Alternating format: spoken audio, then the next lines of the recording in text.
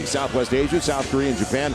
First of all, thank you for your support and protecting our freedom, and welcome to Southern California. Lakers control it, and we are underway on Fox Sports West. And I brought up only two undefeated teams. Atlanta won, Utah lost. So the Lakers 4-0 with Andrew Bynum backing down Yao. Lost it on his way up. Yeah, slipped right out of his hand. Never had control of it after he decided to elevate. Three officials tonight: Mike Callahan, Billy Spooner, and Phil Robinson. Now Kobe tracking Artest, and Artest got away with one. Use the off arm. He lost it too, though. Good defensive presence inside by the Lakers. Gasol, Radmanovic. Rainbow won't go. And Alston on the opposite side. Well, this is interesting. To start the game, Kobe guarding Ron Artest. And Ron on the box can be he's a beast. So this is going to really test the Laker team defense. Around the perimeter, Kobe can handle anybody. Artest was available. It's T-Mac in the corner and the shot clock coming down. He was not aware that Artest saw it, though, so it's going up. And Pau Gasol with the board. They have had their struggles offensively as well. And in the bottom third of the NBA in field goal percentage early. Fish probing. And Derek Roberts, it won't roll back. Talk about getting tapped. That thing was all the way down, wasn't it? How did it come back out? It came back. Can we go to the tape? Can we go to the tape? Andrew Bynum talked about defensively beating Yao to certain spots. Defended it well and forced an air ball from Yao. Yao loves to drop that way to the baseline of the fall away. And he also likes to turn to the middle, but you know which way he's going to turn just by where his shoulder is when he catches the ball. Kobe, little runner. Kobe over Yao. And the Lakers with the first basket of the game. So Kobe comes in averaging just about 25 points a contest. Among the league leaders once again in scoring. In fact, 9th so far. But this is an interesting assignment. And Artest with the off arm setting up Scola, who ties it up. He's been on a real tear lately. He has really been shooting the ball efficiently and effectively. Well, playing for Argentina in Beijing, he showed more offense than he had in his first NBA season. The follow-away, Kobe, quick spot. Man, Artest couldn't react to that. Well, that's how you can combat strength, quickness. Don't try to play into the, let's play mano a mano. Once in a while, you have to just out-quick people. The Lakers start the contest 2 for 5 with a 2-point lead. Rockets 1 for 4. Alston. Nice help and recover, though, by Derek Fisher. Yeah, it's picked up by Radmanovic. So the Lakers get to stop once again. The lob. Gasol from Radmanovic. Now, that's what I like to see. I'm sure Phil Jackson likes to see it, too. The fact that Powell was in the paint, the ball was turned over, he sprinted the length of the floor and is able to get a really easy hoop. That's a nice hustle on Powell's part. Yeah, your leader on the boards at 11 a game and among the tops in the league, running the floor that well. Reposting. You talked about turning the paint, but it's a walk. It's a walk first. Good defensive presence, Andrew Bynum. Yao goes about 315 or so. Andrew's up to about 290 himself, so it's a good matchup strength-wise. I talked about Powell running the floor. Playing above the rim, big fella. Hammer one. That's running the court and getting rewarded. Now in the middle of the paint. Andrew Bynum keeping it alive. As he said, I can usually outreach most, which he did with Scola, but not Yao Ming. There's a switch this time, down the floor. But here still is the key, one of the keys. Good steal by Kobe. Yeah, Kobe came over. McGrady never saw it coming. And on the run, Derek Fisher denied. Bulldog stays with it. Gasol after it, but he was picked clean by Rafer Alston. Alston in the transition game. Damn. There's a 6-4 Laker lead. So both teams, and especially the Lakers, struggling right now at 3 for 10. See, this is what they don't want Yao to have to do. Gasol. Pick and roll. And a good look by Pau Gasol on the setup by Kobe. That's a good call by Kobe. Pulled Pau out and said, come set the screen and I'll get you an easy. Deep on the catch to begin with. They left to McGrady. Good ball movement. And an easy one. No! Kobe blocked Yao from behind. What a recovery play. Last year, Kobe got a block on Yao, so it's become a yearly thing. He never saw it coming. It'll be Andrew Bynum. And fouled by Yao Ming. Little bounce entry. Great two-man basketball. Well, help basketball on the defensive end. Kobe from the backside. Yao had no idea Kobe was there, and he comes away with a clean play. The block sends the ball off the glass, going the other direction. Yao said, Where did 24 come from? Man, that's some help play by the Lakers so far to start this game. They've been helping each other as Andrew misses the first of two.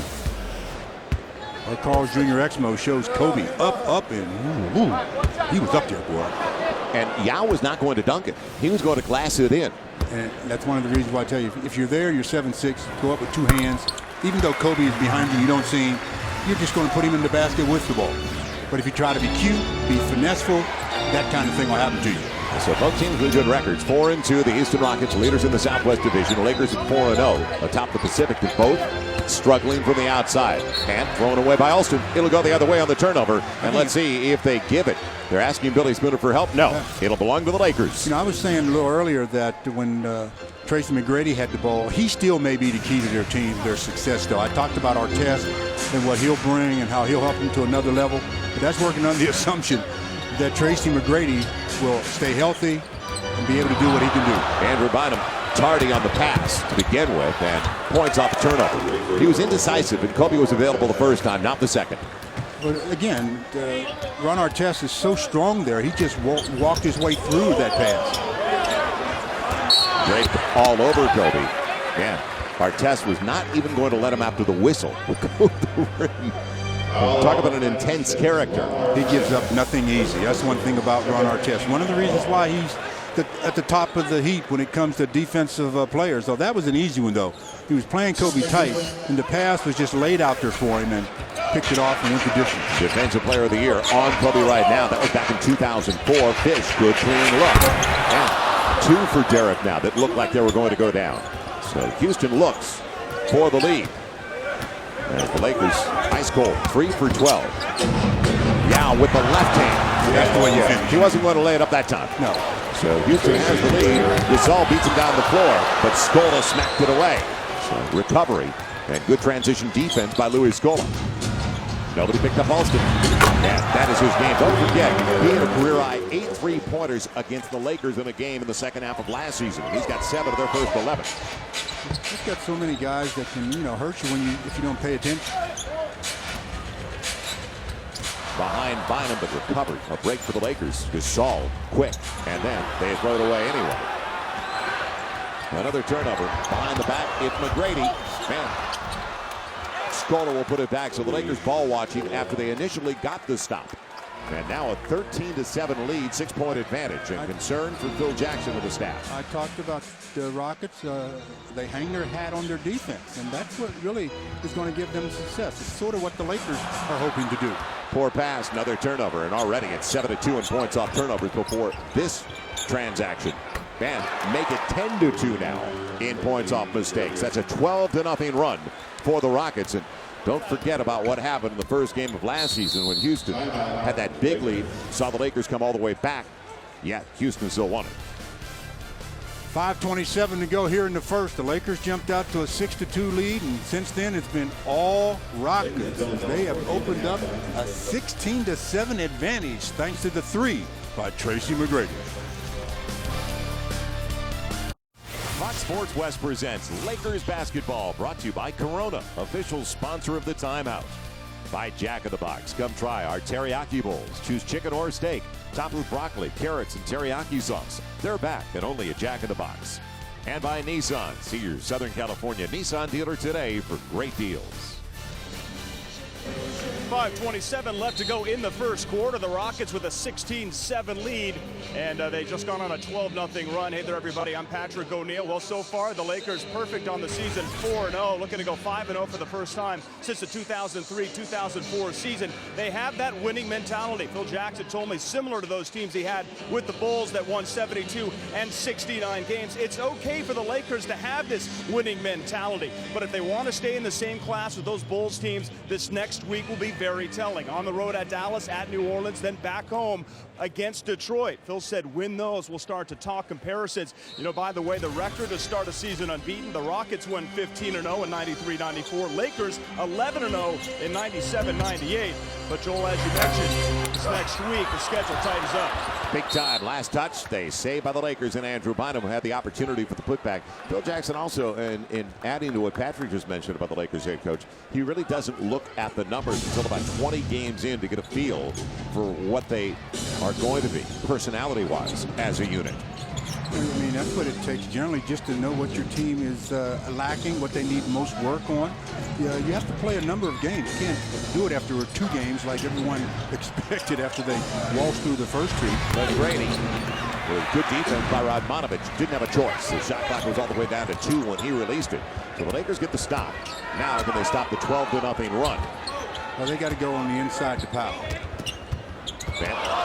It'll be over and back. A turnover for the Lakers. That is their 5th.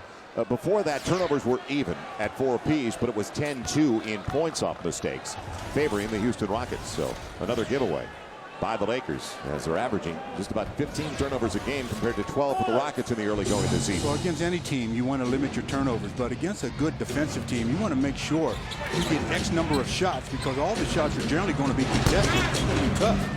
Tracy McGrady had some tough games against the Lakers last year, and that was an ugly-looking 3. Radmanovich thought about the early release. Bynum's asking for it. And Andrew over the smaller man, Scola, can't burn him. He had a great look at the basket, though, and he recognized it was the smaller man on it. The dry spell for the Lakers continues as they're down by 9. And 3 for 15 to start the game. It'll be Lamar Odom. Next whistle coming in. Yao Ming doesn't get a break on that one. A little bit of the Derek method there. The tap shot, you know, that was rattled around and came back out. 7 of 15 after the miss for the Rockets. So they're at 47%. Fish with some space off the Kobe pick. Finally. So the Lakers 16-9, trail by only 7. With 3:35 left in the opening 12. Rockets beat the Clippers on Friday night. They have been here since late Thursday night after an overtime loss in Portland. They've been in LA for a long weekend.